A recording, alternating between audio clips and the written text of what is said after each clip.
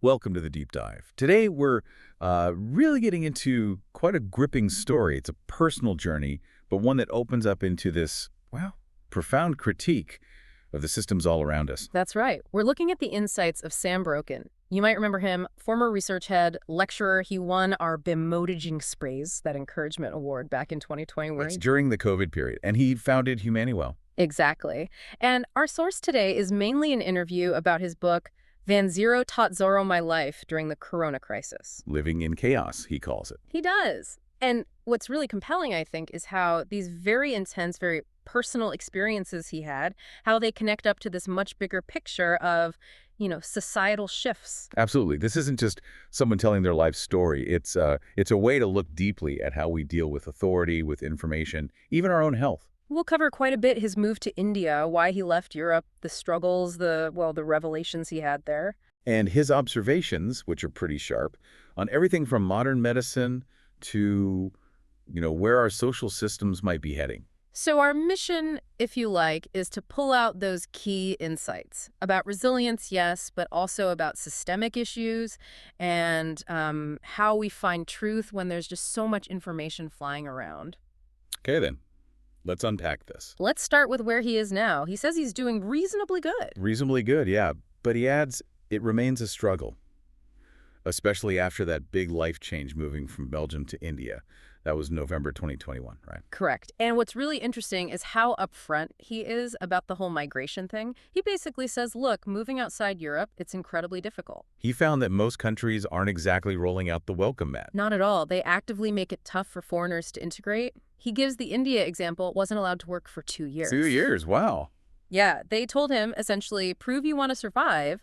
His own lawyer apparently said he'd have to, quote, go through a number of hoops. Okay, but here's the paradox, maybe. Despite all those hurdles, he found something positive. He did. He talks about finding much more freedom, much more peace, and just a very different culture in India. And he calls it pure chaos, which he seems to almost like. Embrace, yeah. It's fascinating because then he says coming back to Europe, even just for a visit, it brings him stress. He feels it's overorganized. Overorganized, yeah, and that he feels controlled. He mentions things like enormous speed limits in the craziest places. It really highlights the stark difference in how places feel to live in. So why that feeling? How does that connect to the bigger picture in his book? Well, it seems to tie directly into that core theme, the chaos he's lived through, not just the last 5 years, but really since he was a kid. He sees it as his destiny. Like fighting it didn't work. Exactly. He learned that fighting his path just yielded nothing. So it's better to go with the flow, let go. Which makes sense because this isn't just about moving countries, is it? The book shows this lifelong pattern. Oh, absolutely. A pattern of breaking with environments. It started really young. At 9 years old, that's profound. Very. He broke away from what he described as a violent home situation, even though on the outside his father looked successful. And he connects this pattern to one specific word. Authority. That's the key word for him. He says as a 9-year-old, that's when he first really saw how authority functions and how much it influences the context you're in. And throughout his life, he's pushed back against it. Consistently resisted forms of authority, yeah. Always questioning if they're useful, what the outcomes actually are. He calls it a chain. And that chain led him to speak out during the COVID period. Right, because he saw authority, again, creating inequality. He felt it was taking away individual freedom and integrity. But he makes an important distinction, doesn't he? It's not all authority he rejects. No, not at all. He respects genuine authority like, a good teacher, a skilled trainer, someone who has earned the right to speak. His issue is when authority becomes authoritarian. When it's just about power relations. Exactly. And for him, the COVID period was a kind of culmination point. It brought things to the surface. Yeah, things people maybe felt intuitively about living in what he calls a manufactured system, a systemic illness. It became undeniable for many. Although, he notes that maybe not as many stayed critical as hoped. He makes that observation, yeah. That while many hoped for this wave of critical thinking, maybe only about 20% of the population really holds on to that critical stance long term. Which he says is a pattern of all time. A historical pattern, yeah. It suggests maybe a tendency for people to drift back to comfort or the accepted narrative. Which is a challenging thought in itself. Yeah. How do you maintain that critical edge? It takes effort, clearly. conscious effort. Maybe that's part of his message. So why write the book now? Van Zero taught Zorro. Why wait? He says he needed time. Years, actually, for those intense experiences to really sink in. He didn't want to write it from a place of anger. Precisely, free of frustrations or anger. He wanted to present the factualities, as he puts it, to create a kind of reference work for the future. The testimony, he calls it. A testimony to how a system can turn cancerous against its own citizens. Pretty strong words. Wow. Okay, diving deeper into his personal crisis during that time. It gets incredibly raw. He talks about reaching a point of considering suicide. Yes, it's a very vulnerable admission. And the turning point he describes is, well, striking. The call with Matthias. Exactly. Who apparently used reverse psychology, telling him essentially, do it if that's what you want. Sounds intense, confrontational. It does. But Sam says that confrontation led to a profound rebirth moment for him. He slept for 19 hours. 19 hours straight. Woke up totally confused, but then started to notice simple things again. Birds singing, water, like reconnecting with basic reality. So what did he take away from that? That dark night of the soul, as it's sometimes called. 2 really crucial lessons, he says. The first one was learning to let go. Okay, how does he explain that? He uses this analogy, if you hold even a small object tightly for an hour, it starts to feel really heavy. Right, your arm aches. Exactly. And dwelling on problems you can't actually control, it's the same thing. It just eats at you. So to keep going, to pursue his goal of a better world, he had to release that energy. Let it go. Makes sense. And the second lesson? The second was about returning to essence and, significantly, shedding ego. Shedding ego. How did that come about?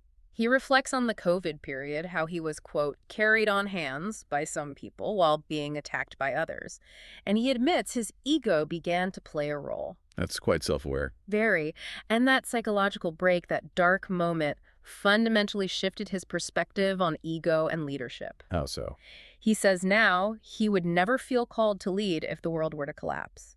He recognizes how often revolutionaries throughout history get corrupted by power and money. He calls it an inflationary force. Yeah, the ego taking over. It's a powerful insight into the dangers of influence, even when you start with good intentions. And this whole transformation, this letting go and shedding ego, it led him to step away from something too, didn't it? It did. He decided to leave the counter movement he'd been a part of. Right. He felt he'd, done his thing, said what he needed to say, made people aware there were multiple sides to the story. Time to move on. So after stepping back, after all that personal change, he starts Ecumena Well. What's the core mission there? Because it's maybe not what you'd expect. Right. He's very clear. It's not about simply demonizing medical science. The goal is more to open doors. Open doors to what? To a broader perspective, a more holistic one. He critiques modern Western medicine for treating the body too much like a mechanic. And he feels that approach came under enormous tension, especially during COVID. Yes. So Ecumena Well advocates for including things like spiritual health, lifestyle factors into the picture. But, and this is key, based on thorough research, it's not an anything-goes approach. How does he back that up? Yeah. Because criticizing medical research is a big claim. He points to the work of people like John Ioannidis, the highly cited epidemiologist. The meta-research guy. Research on research. That's the one. Ioannidis' studies, like that famous 2005 paper, Why Most Scientific Findings Are False, consistently show huge issues. What kind of issues?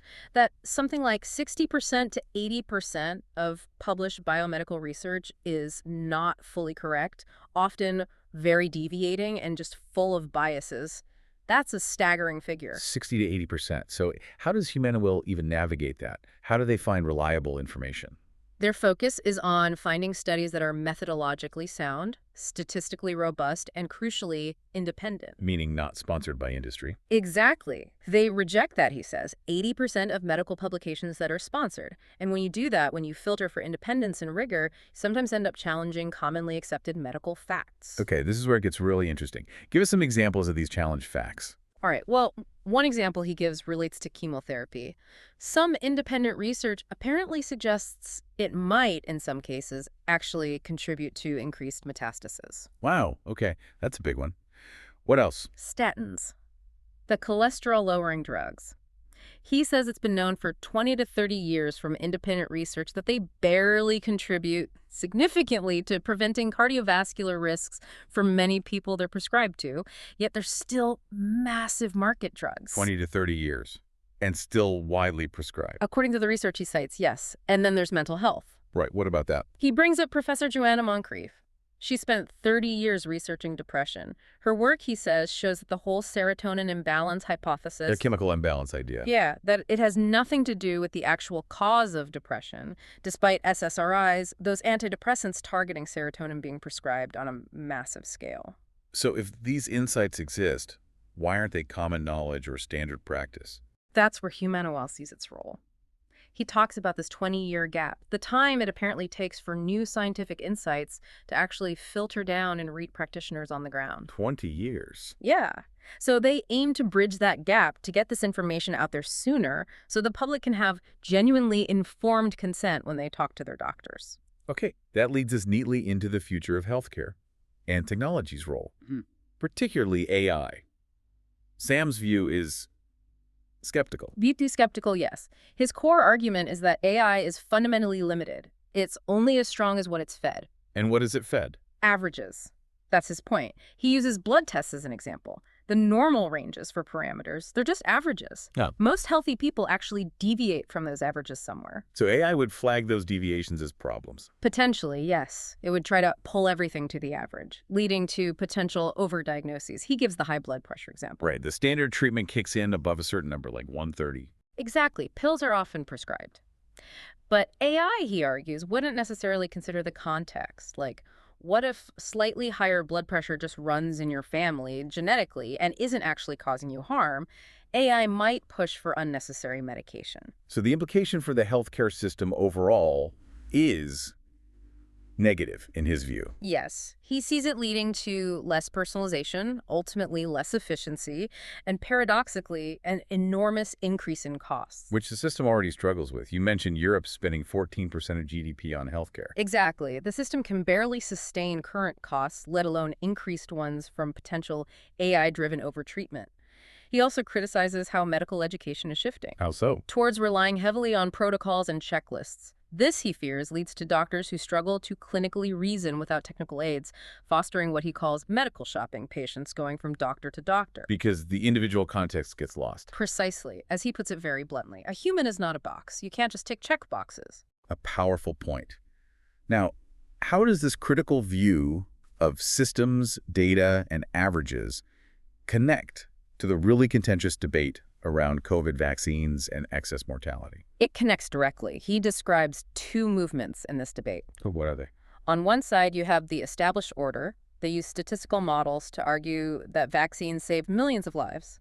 They often challenge critics by saying, you can't prove direct causality for the problems you're highlighting. And the other side, the critical voices, including Sam. They argue those models are basically worthless. He compares them to weather forecasts, often wrong. They concede they might not be able to prove direct individual causality in every case, but they argue you can show very strong correlations when you look at large populations over time. Correlations between what? Let's get specific here. Okay, he points to studies like one by Professor Okoro and colleagues from Nigeria. It's called the paradoxical increase of COVID-19 all-cause excess mortality. Using WHO figures, it apparently shows a clear connection. Where vaccination rates were higher, more problems, including excess mortality, followed. And he contrasts this with what normally happens after a pandemic. Yes. Usually, after a bad flu season or a pandemic wave where many vulnerable people die, you expect a period of undermortality afterwards, because tragically, the weakest part of the population has already passed away. But we haven't seen that undermortality. No, and that's a key point for the critical voices. Sam himself predicted back in 2021 that we might see 4 to 7 years of excess mortality, potentially linked to the mRNA vaccines. And what's happening now? Well, he notes that we are continuing to see excess mortality in 2023, 2024, and likely into 2025.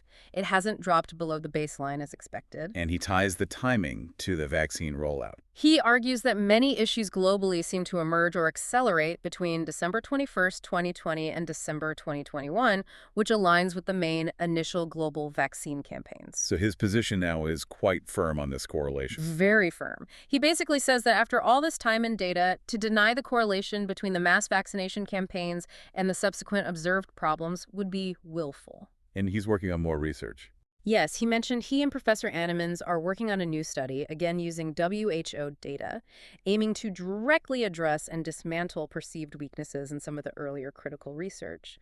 The goal is to produce findings that the established order, as he calls it, cannot easily dispute. Wow. Okay, this deep dive has really taken us on quite a journey with Sam Brocken. From these incredibly personal struggles with authority, with chaos, with his own life, all the way to these huge critiques of global systems, modern science. It really has. It's a powerful example of how one person's experience, when they really reflect on it, can shine a light on much broader, universal truths and tensions within society. Definitely. We've seen how individual life stories can mirror these deeper societal conflicts. And it really underscores how vital that drive for independence, for critical thinking, is becoming in our, well, increasingly complex world. Absolutely. Whether we're talking about the future of medicine, shifts in global power, information integrity, it's undeniable, isn't it?